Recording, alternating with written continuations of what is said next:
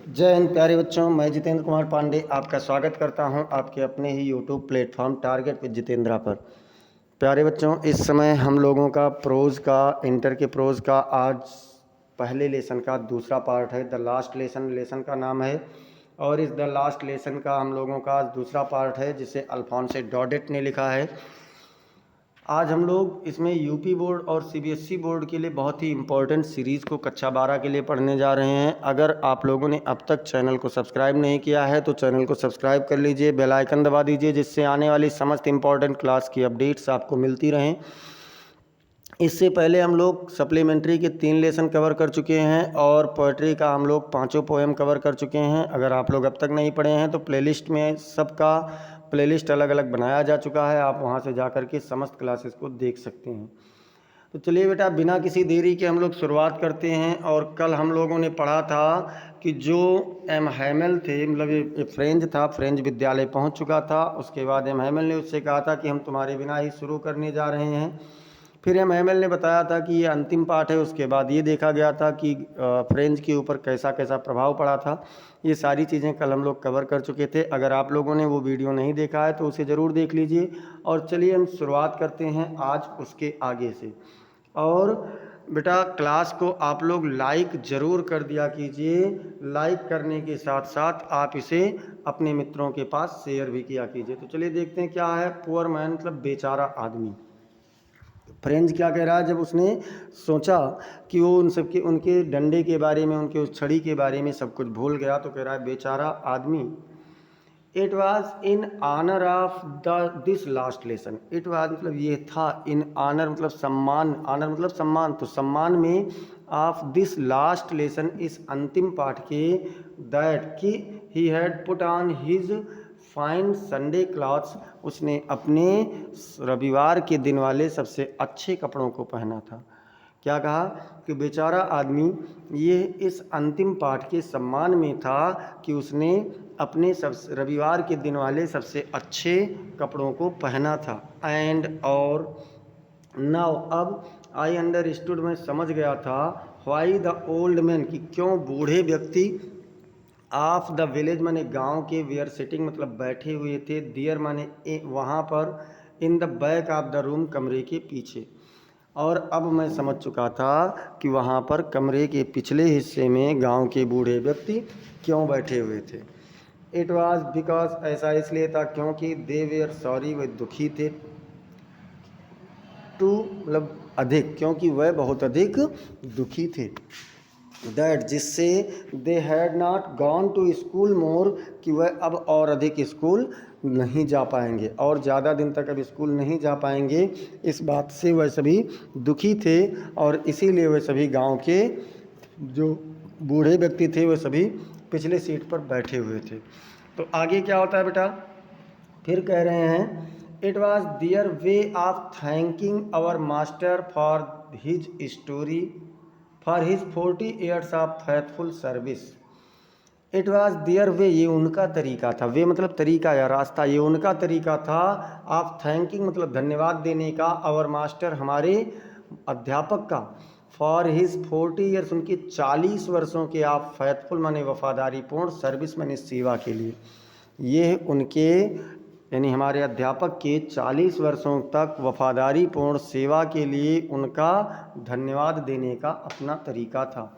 End of showing there respect, और उनके उस सम्मान को दिखाने का तरीका था, उनके लिए अपना सम्मान दिखाने का था, for the country that was theirs no more, उस देश के लिए जो अब उनका नहीं रह गया था, उस देश के लिए सम्मान दिखाने का उनका अपना तरीका था और यह उनका उसके प्रति अपना तरीका था। ये चीज़ इसमें बताया गया बेटा। फिर क्या कह रहे हैं, और कह रहे हैं, व्हाइल मैंने जब, आई वॉज थिंकिंग मैं सोच रहा था, आप ऑल दिस इस सब के बारे में, जब मैं इस सब के बारे में मतलब जैसे कौन से चीज़ों के बारे में, ये सोच रहे थे कि लोग अब कैसे क्या करेंगे, ये कैसे रहेंगे, इन्हीं सब चीज़ों के बारे में जब ये सोच रहे थे तो उसी समय क्या होता है, आई हेयर्ड माई नेम, क्या कहा, आई हेयर्ड माई नेम कॉल्ड, मैंने अपना नाम पुकारे जाते हुए सुना। इन्होंने सुना कि मेरा नाम पुकारा जा रहा था। It was my turn to recite, recite मतलब होता है दोहराना, सुनाना, मेरी सुनाने की बारी थी। What would I not have given to be able, क्या, व्हाट मतलब जो, would I not have given to be able मैं सक्षम नहीं था, जिसमें मैं समर्थ नहीं था, सक्षम नहीं था, टू से मैंने कहने के लिए, दैट ड्रेडफुल रूल उन डरावने या खतरनाक नियमों को, for the participles all through participle के पूरे, जो मैं पार्टिसिपल के पूरे नियमों को कहने में सक्षम नहीं था, उससे मैं इतना अधिक डरा हुआ था। वेरी लाउड एंड क्लियर, बहुत तेज और स्पष्ट आवाज़ में, एंड विदाउट वन मिस्टेक और बिना किसी गलती के, बट लेकिन, I got mixed up on the first words, लेकिन मैं पहले ही शब्द पर क्या हुआ, फंस गया, उलझ गया। एंड स्टूड देयर, और वहीं खड़ा रहा, holding on to my desk, अपनी सीट को पकड़े हुए, अपनी सीट को पकड़ करके वहीं पर खड़े हो गए, क्योंकि ये कह नहीं सके। माई हार्ट बीटिंग, मेरा हृदय धड़क रहा था, and not daring to look up, और मैं ऊपर देखने का साहस भी नहीं कर रहा था। क्या कहा कि मेरा हृदय तेजी से धड़क रहा था और मैं ऊपर देखने का साहस भी नहीं कर रहा था। आई हेयर्ड एम हैमेल से टू मी, आई हेयर्ड मैंने सुना, एम हैमेल मैंने एम हैमेल को, से टू मी मुझसे कहते हुए, मैंने एम हैमेल को मुझसे कहते हुए सुना। क्या सुना, आई वॉन्ट स्कॉल्ड यू, मैं तुम्हें नहीं डांटूंगा। क्या कहा कि मैं तुम्हें नहीं डांटूंगा, लिटिल फ्रेंड मतलब छोटे फ्रेंड्स मैं तुम्हें नहीं डांटूंगा। You must feel bad enough, you must feel तुम्हें अनुभव होगा, बैड मतलब बुरा, इनफ माने पर्याप्त, छोटे फ्रेंड मैं तुम्हें नहीं डांटूंगा, तुम्हें बुरा पर्याप्त बुरा महसूस होना चाहिए।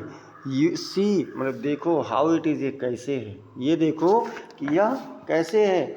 एवरी डे मतलब प्रत्येक दिन, we have said to ourselves, हमने अपने आप से कहा है, प्रत्येक दिन हमने अपने आप से कहा है, वाह यानी अरे, आई हैव प्लेनिटी ऑफ टाइम, मेरे पास पर्याप्त समय है। प्लेनिटी ऑफ का मतलब क्या होता है बेटा, पर्याप्त, काफ़ी। तो क्या कहा कि हमने प्रत्येक दिन अपने आप से कहा है कि अरे मेरे पास अभी पर्याप्त समय है। आई लर्न इट टुमारो, मैं इसे कल याद कर लूँगा। एंड और, नाउ मैंने अब, यू सी तुम देखते हो, where we have come out कि हम कहाँ आ गए हैं।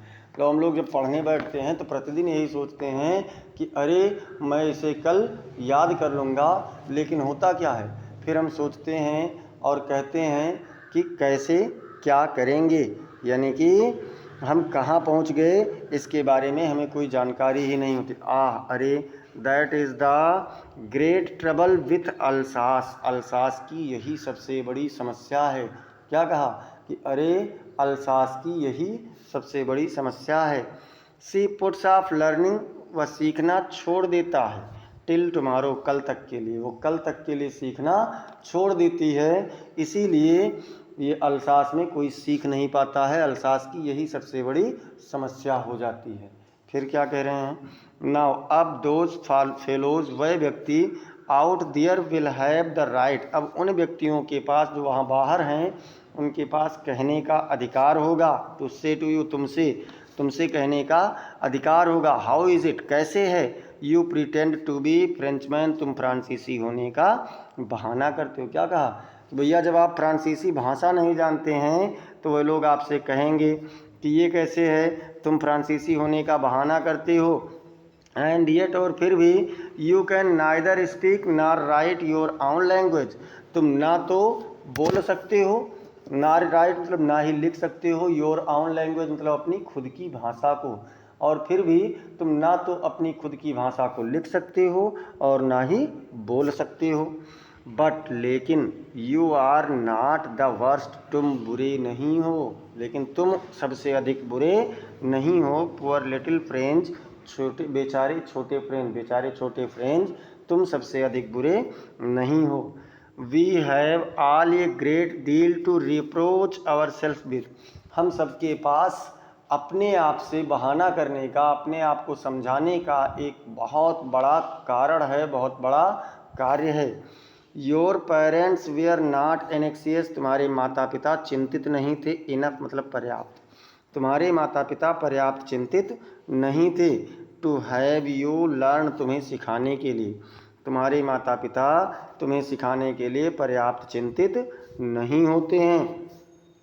They preferred to put you to work on ये फार्म, दे प्रीफर्ड वो चुनते थे, to put you to work तुम्हें काम पर लगाने का, ऑन ए फार्म एक खेत पर, और एट द मिल्स या मिल पर, वह तुम्हें एक खेत पर या मिल पर काम पर लगाने के लिए चुनते थे।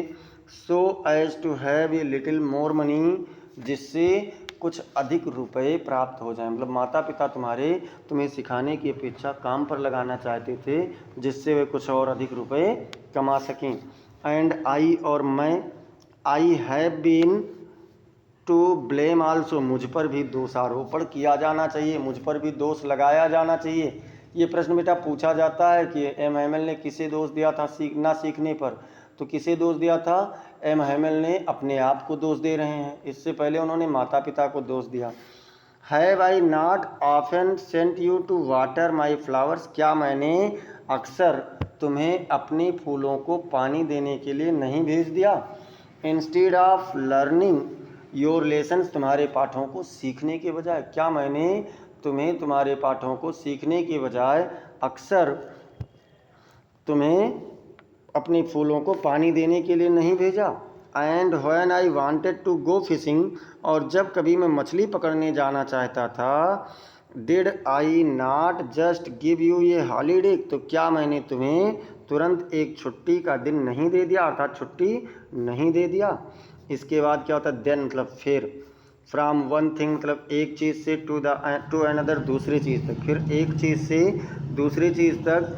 M Hamel went on to talk of the French language, M Hamel ने फ्रेंच भाषा के बारे में बातचीत करना जारी रखा। सेइंग मतलब कहते हुए, that it was the most beautiful language in the world, कि ये संसार में सबसे अधिक सुंदर भाषा थी। क्या कहते हुए जारी रखा? कि यह संसार में सबसे अधिक सुंदर भाषा थी। द क्लियरेस्ट मतलब सबसे स्पष्ट, द मोस्ट लॉजिकल सबसे अधिक तार्किक, that we must guard it among us, की जिससे इसे हमें अपने बीच में सुरक्षित रखना चाहिए। एंड नेवर फॉरगेट इट, और इसे कभी भी नहीं भूलना चाहिए। बिकॉज क्योंकि, अच्छा क्यों नहीं भूलना चाहिए भैया? क्या कहा कि फ्रांसीसी भाषा विश्व की सबसे सुंदरतम भाषाओं में से एक है, सबसे अधिक स्पष्ट भाषा है, सबसे अधिक तार्किक भाषा है, और इसलिए हमें क्या करना चाहिए? हमें इसे कभी भूलना नहीं चाहिए और अपने बीच में सुरक्षित रखना चाहिए। क्यों सुरक्षित रखना चाहिए? बिकॉज क्योंकि व्हेन ये पीपुल आर इंस्लेव्ड, जब एक व्यक्ति गुलाम बना लिए जाते हैं या एक जनता गुलाम बना ली जाती है, तो क्या होता है?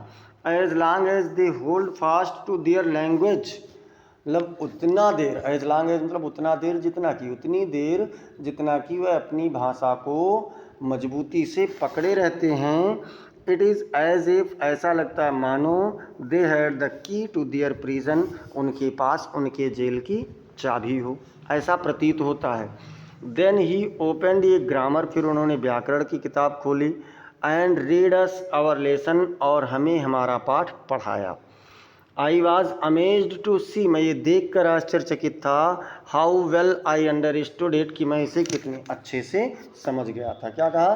कि मैं ये देख करके बहुत ही आश्चर्यचकित था कि मैं इसे कितने अच्छे से समझ गया था। ऑल ही सेड, जो कुछ भी उन्होंने कहा था, सीम्ड सो इजी, बहुत अधिक प्रतीत हो, आसान प्रतीत होता था। सो इजी, इतना आसान प्रतीत होता था। अब आसान प्रतीत होता था तो क्या हुआ? आई थिंक, मैं सोचता हूँ, टू मतलब भी, मैं भी सोचता हूँ, that I had never listened so carefully, कि मैंने कभी भी इतने अधिक ध्यान से सुना ही नहीं। क्या कहा? कि मैं भी सोचता हूँ कि मैंने कभी भी इतने अधिक ध्यान से सुना ही नहीं। And that he had never explained everything with so much patience, और यह कि उन्होंने कभी भी इतने अधिक धैर्य के साथ सब कुछ नहीं समझाया। इट सीम्ड ऐसा प्रतीत होता था, ऑलमोस्ट मतलब अधिकतर, अधिकतर ऐसा प्रतीत होता था, एज इफ मानो द पुअर मैन मतलब बेचारा आदमी वांटेड टू गिव अस हमें देना चाहता था, ऑल ही न्यू जिसे वह जानता था, बिफोर गोइंग अवे दूर जाने से पहले। ऐसा प्रतीत होता था मानो वह व्यक्ति हमें वह सब कुछ देना चाहता था दूर जाने से पहले, जो कुछ वह जानता था। And to put it all into our heads, और ये सब कुछ हमारे दिमाग में सेट कर देना चाहता था, रख देना चाहता था, एट वन स्ट्रोक, एक ही प्रहार से, एक ही बार से। फिर क्या कह रहे हैं इसके बाद देखिए, आफ्टर ग्रामर, ग्रामर के बाद we had a lesson in writing, लेखन में हमारा पाठ हुआ, एक पाठ हुआ। क्या कह रहे हैं कि ग्रामर के बाद में लेखन में हमारा एक पाठ हुआ। दैट डे, उस दिन M Hamel had new copies for us, उस दिन एम हैमल के पास हमारे लिए नई कापियाँ थी। Written in a beautiful round hand, जिस पर उन्होंने क्या क्या था, गोलाकार में या गोल गोल ऐसे लिखे होते, राउंड हैंड में उन्होंने लिख रखा था पहले से ही, फ्रांस अल्सास, फ्रांस अल्सास, उस कापी पर फ्रांस अल्सास लिख रखा था। दे लुक्ड, वह प्रतीत होते थे, लाइक लिटिल फ्लैग्स फ्लोटिंग, जैसे छोटे झंडे लहरा रहे हों, छोटे छोटे झंडे जैसे लहरा रहे हों, ऐसे ही वह प्रतीत होते थे। एवरीवेयर मतलब प्रत्येक जगह, इन द स्कूल रूम, उस विद्यालय के कमरे में, hung from the rod at the top of our desk, मानो वह हमारे स्कूल में हमारे बेंच के उस डेस्क के टॉप पर ऊपर एक छोटे से रॉड से बंधे हुए चारों ओर लहरा रहे हों। अब फिर क्या कह रहे हैं, तो कह रहे हैं कि you are to have seen, तुम्हें देखना चाहिए था, you are to have seen मतलब तुम्हें देखना चाहिए था, how everyone set to work, कि किस प्रकार से प्रत्येक व्यक्ति अपने काम पर लगा हुआ था। And how quite it was, और यह कितना शांत था, अर्थात चारों ओर कितनी शांति थी। द ओनली साउंड मतलब केवल आवाज, वाज मतलब थी, the scratching of the pens over the paper, कागज के ऊपर केवल कलम के सरसराहट की, अर्थात जो कलम चल रहे थे उन्हीं की आवाज़ थी। वंस एक बार, अब देखिए यहाँ पर ये पूछा जाता है, वंस मतलब एक बार, सम बीटल्स मतलब कुछ भंवरे, फ्लू इन, बीटल मतलब भंवरे, कुछ भंवरे उड़ते हुए भीतर आए, but nobody paid any attention to them, लेकिन किसी ने भी उन पर कोई ध्यान नहीं दिया। Not even the littlest one, उस एक सबसे छोटे से बच्चे ने भी ध्यान नहीं दिया, who worked right on teaching tracing their fish hooks, जो अपने मछली के उस कांटे को ट्रेस करने में अर्थात बनाने में कार्य कर रहा था, उसने भी कोई ध्यान नहीं दिया। एज इफ मानो दैट वाज फ्रेंच टू, वह भी फ्रांसीसी था, मानो वह भी फ्रांसीसी भाषा थी जो मछली का कांटा बना रहा था। ऑन द रूफ, छत पर, the pigeons could very low, pigeons मतलब कबूतर, कूड मतलब गुटरगू कर रहे थे, वेरी लो मतलब बहुत धीमी धीमी आवाज़ में, छत पर कबूतर बहुत धीमी धीमी आवाज़ में गुटरगू कर रहे थे। एंड आई थॉट, और मैंने सोचा, टू माई सेल्फ अपने आप से, और मैंने अपने आप से सोचा, will they make them sing in German, कि क्या वह भी उनसे अब जर्मनी में भी गवाएंगे, अर्थात कबूतरों से भी अब जर्मनी भाषा बुलवाएंगे। इवन द पीजेंस यानी कबूतरों से भी, ये कौन सोच रहे हैं, फ्रेंच सोच रहे हैं। अब फिर क्या कह रहे हैं भैया, फिर ये कह रहे हैं कि when ever I looked up, जब कभी भी मैंने ऊपर देखा, फ्रॉम माई राइटिंग अपने लेखन से, अर्थात जब कभी भी मैंने अपने लेखन से ऊपर की ओर देखा, आयशा मैंने देखा, एम हैमल सिटिंग मोशनलेस, कि एम हैमल गतिहीन अवस्था में बैठे हुए थे, इन इस चेयर अपनी कुर्सी में, एम हैमल अपनी कुर्सी में गतिहीन अवस्था में बैठे हुए थे। And gazing first at one thing, gaze मतलब होता है एक टक देखना या घूरना, और पहले एक चीज़ को एक टक देख रहे थे, देन एट द अनदर फिर दूसरे को देखते थे, एज इफ मानो he wanted to fix in his mind, वो अपने दिमाग में व्यवस्थित करना चाहते थे। Just how everything looked in that little school room ठीक वैसे ही जैसे वह सभी चीज़ें स्कूल के उस छोटे से कमरे में दिखती थी। मतलब पहले वह एक वस्तु को देखते थे, फिर किसी दूसरी वस्तु को बहुत ध्यानपूर्वक देखते थे और ऐसे देखते थे मानो वह सभी चीज़ें को अपने दिमाग में सेट कर लेना चाहते थे। फिर क्या कह रहे हैं, फैंसी मतलब कल्पना करो या सोचो। फॉर 40 ईयर्स 40 वर्षों तक he had been there in the same place, वो वहीं पर एक समान स्थान पर थी। विद हिज गार्डन, अपने उस बगीचे के साथ, आउटसाइड बाहर, द विंडो मतलब खिड़की के बाहर अपने उस बगीचे के साथ थे, and his class in front of him, और अपने सामने उस क्लास के साथ में थे। जस्ट लाइक दैट, ठीक उसी प्रकार से, मतलब ठीक उसी प्रकार से उस क्लास में वो खिड़की के साथ और उस बाहर बगीचे के साथ में थे। Only the desks and benches had been worn smooth, केवल डेस्क और बेंच ही वार्न मतलब हैड बीन वार्न स्मूथ मतलब घिस घिस करके चिकनी हो गई थी। The walnut trees in the garden, बाहर बगीचे में जो अखरोट के पेड़ थे, वालनट मतलब अखरोट के पेड़ थे, वियर टालर मतलब लंबे हो गए थे। एंड द होप वाइन और आशा बेल, जैसे जो आशा की बेल लगाई जाती है, आशा लता या मनी प्लांट आप लोग लगाते हैं, तो वही कह रहे हैं कि और hope vine that he had planted himself, जिसे उन्होंने स्वयं लगाया था, twined about the windows to the roof, वह कहाँ से, खिड़की से होते हुए छत तक पहुँच गई थी। How it must have broken his heart to leave it all, इन सबको छोड़ते समय उनका दिल कैसे टूटा होगा या किस प्रकार से टूटेगा। पुअर मैन, बेचारा आदमी, to hear his sister moving about in the room above, ऊपर के कमरे में अपनी बहन की गति करते हुए, चलने की, घूमने की आवाज़ को सुन करके, पैकिंग दियर ट्रंक्स मतलब जो अपनी उनकी वस्तुएं थी उसको पैकिंग की आवाज़ को सुन करके, for they must leave the country next day, क्योंकि वह अगले दिन उस देश को छोड़ना होगा। अब भैया क्या होता है, बट कह रहे हैं कि ये सब सोच करके कितना वो दुखी हुए होंगे, बट लेकिन he had the courage to hear every lesson to the very last, लेकिन उनके पास प्रत्येक पाठ को अंत तक, एकदम से अंत तक सुनने की क्षमता थी, शक्ति था, साहस था। आफ्टर द राइटिंग, लेखन के बाद, we had a lesson in history, इतिहास में हमारा एक पाठ हुआ। एंड देन, और फिर, द बेबीज चैंटेड दियर बा बे बी बो बू, फिर बच्चे अपना बा बे बी बो बू आदि प्रकट किए थे।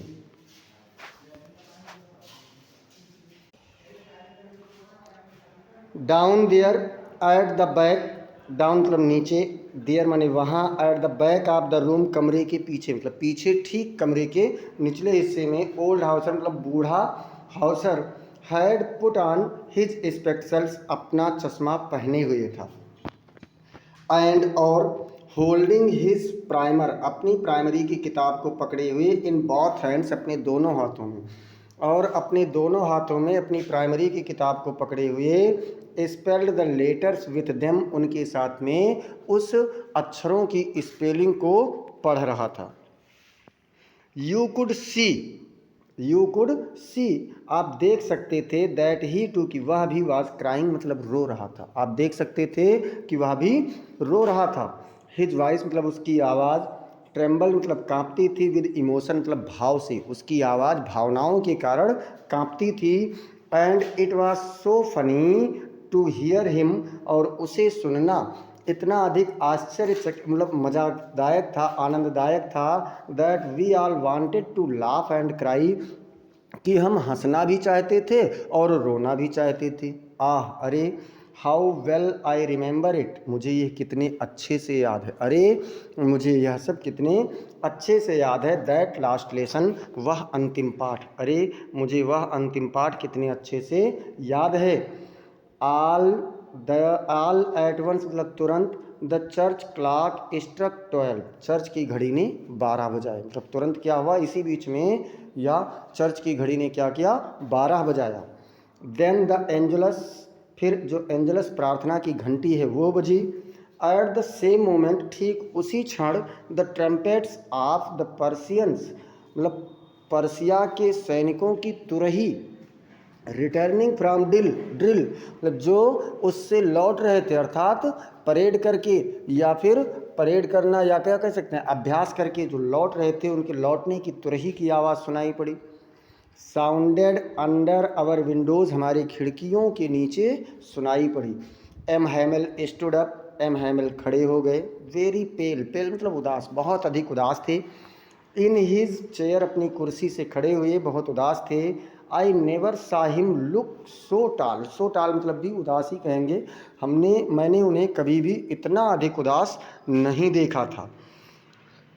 माई फ्रेंड्स, मेरे मित्रों, क्या कहा, माई फ्रेंड्स मेरे मित्रों, सेड ही उन्होंने कहा, आई मतलब मैं, बट समथिंग चोक्ड हिम, लेकिन किसी चीज़ ने उन्हें रोक दिया था, तो कुछ कहना चाहते थे, उन्होंने कहा मेरे मित्रों, मैं, उसके बाद उनका गला रूंध गया और वे फिर कुछ बोल नहीं सके। He could not go on, वे जारी नहीं रह सके। देन फिर, he turn to the blackboard, और ब्लैक बोर्ड की ओर मुड़े। टुक ए पीस ऑफ चाक, चाक का एक टुकड़ा लिया। And bearing on with all his might, और अपनी पूरी शक्ति को इकट्ठा करते हुए, ही रोट, उन्होंने लिखा, as large as he could, उतना बड़ा जितना कि वह लिख सकते थे। क्या लिखा भैया, देखते हैं। लिखा, वाइव ला फ्रांस, मतलब फ्रांस जिंदाबाद। देन फिर, ही स्टॉप, वह रुक गए। And leaned his head against the wall, और दीवार के विरुद्ध अपने सिर को झुका लिया। एंड विदाउट ए वर्ड, और बिना किसी शब्द के, he made a gesture to us, उन्होंने विद हिज हैंड, गेस्चर मतलब होता है संकेत या इशारा, उन्होंने हमारे लिए एक संकेत दिया, एक इशारा किया हाथों से। क्या इशारा किया, स्कूल इज डिसमिस्ड, मतलब स्कूल बंद हो गया है। यू मे गो, तुम सभी जा सकते हो। तो बेटा ये हम लोगों का इस पूरे पाठ का समरी रहा। अगर अब तक आप लोग चैनल को सब्सक्राइब नहीं किए हैं तो चैनल को सब्सक्राइब कर लीजिए। सब्सक्राइब करने के साथ साथ बेल आइकन ज़रूर दबाइए, जिससे आने वाली समस्त क्लासेस की अपडेट्स मिलती रहें। क्लास को लाइक कीजिए, इसे आप अपने मित्रों के पास शेयर कीजिए, और मत भूलिए कमेंट सेक्शन में बताना कि आपको क्लास कैसी लगी। और अगर किसी भी प्रकार का कोई सजेशन है, सुझाव है, तो उसे भी आप लोग कमेंट सेक्शन में ज़रूर बताएं। मिलते हैं फिर अगली क्लास में, तब तक के लिए जय हिंद, जय भारत।